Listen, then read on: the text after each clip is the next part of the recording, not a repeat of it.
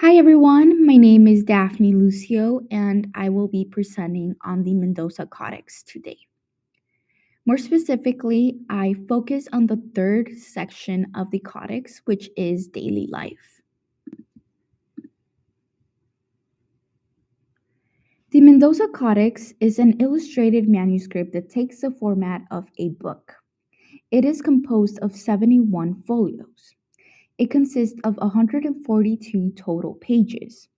Of those pages, 72 pages consist of illustrations and 63 pages consist of text.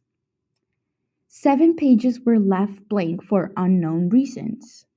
The codex is divided into 3 sections.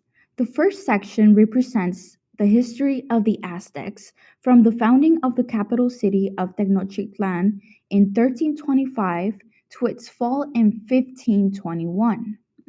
The history is chronologically organized and it focuses on the reign of each emperor.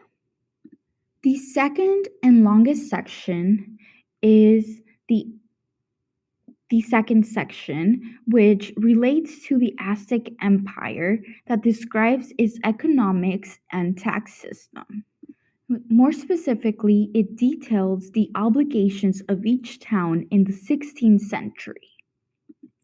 The third section represents a colonial innovation. It describes Aztec life. More specifically, it describes the upbringing of boys and girls from birth until age 15, when girls should be married and boys enter a trade or special schooling.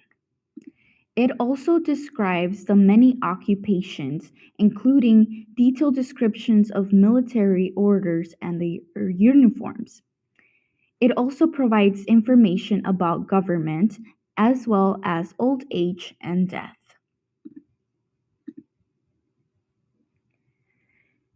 The history of the Mendoza Codex begins with the codex manufacture in New Spain in the mid 16th century and traces its physical travels and printed reproductions in the 17th and 18th centuries.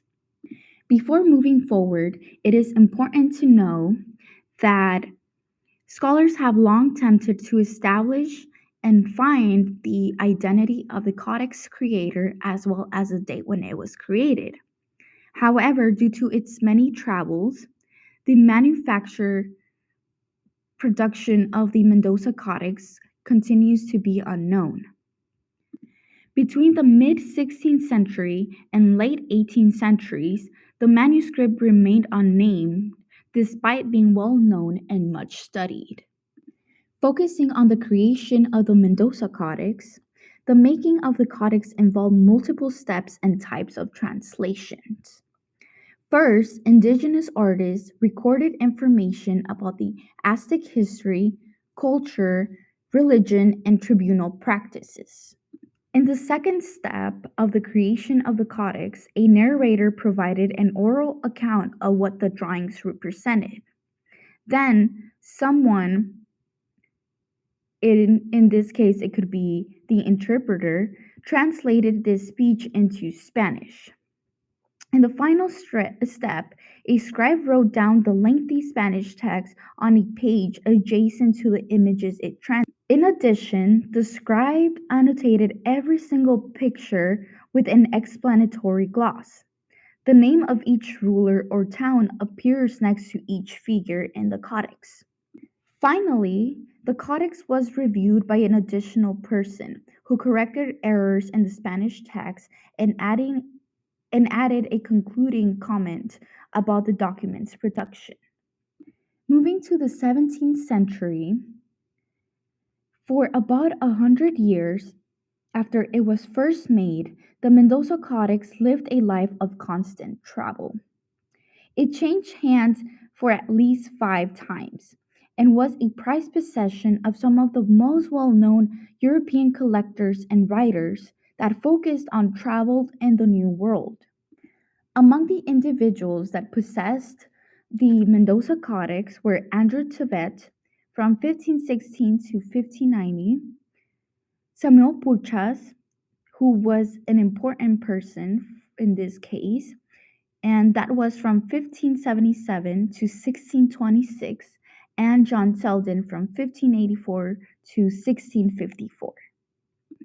In 1625, Purchas published a 52-page chapter reproducing almost the entire picture content of the Mendoza Codex, as well as an English translation of the Spanish text with additional commentary.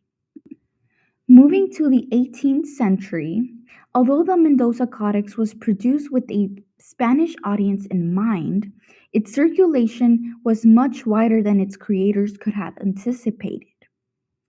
The Codex ended up not in Spain, but in Paris, and it later traveled to London, and it eventually made its way to the Bodleian Library at the University of Oxford, where it is still there to this day.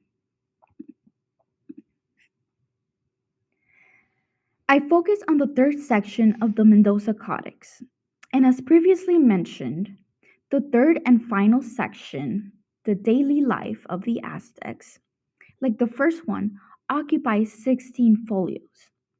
It provides a detailed account of Aztec life and customs from birth to old age, describing such aspects as the upbringing of boys and girls until they turned 15, when girls would marry boys and boys would enter a trade or enter a special schooling.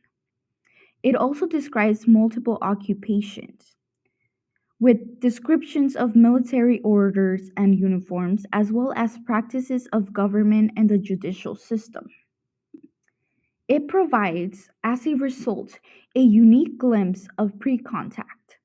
And as I quote, private and public rights from the grave of the womb to the womb of the grave, and at a time when they were being dramatically transformed under Spanish rule.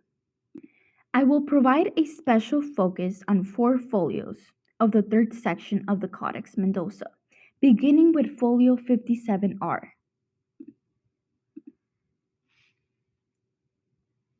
Folio 57R represents the earliest ceremonies performed and the decisions made in the life of a newborn Aztec child. The story begins with the speech scroll in front of the woman's mouth, which indicates that she is talking to the new baby, who is already on the crib.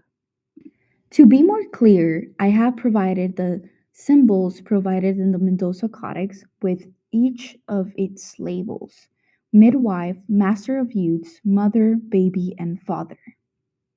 In the birth of a child, the midwives were a group of very respected professionals. Girls would typically marry at 15, so the first birth occurred at a very young age.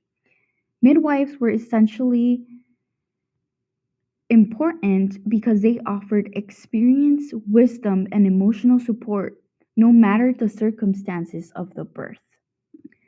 Once the baby was delivered, the midwives would make sure to